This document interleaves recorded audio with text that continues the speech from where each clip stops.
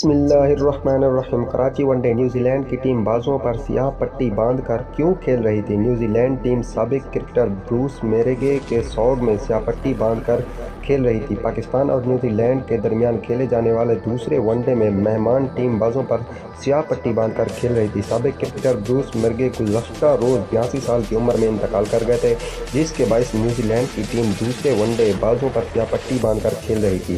پاکستان نے پہلے one day میں نیوزی لینڈ کو 6 وکٹوں سے شکست دے دی۔ نیوزی لینڈ کا اہم کھلاڑی پاکستان کے خلاف ون ڈے سیریز سے باہر۔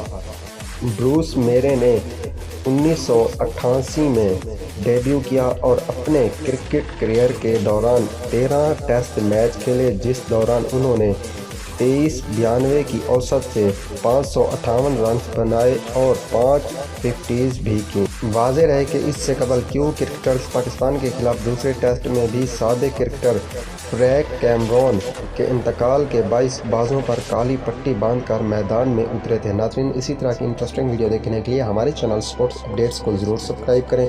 ملتے ہیں کسی اور نئی ویڈیو میں، فی الحال مجھے دیجیے اجازت۔ اللہ حافظ۔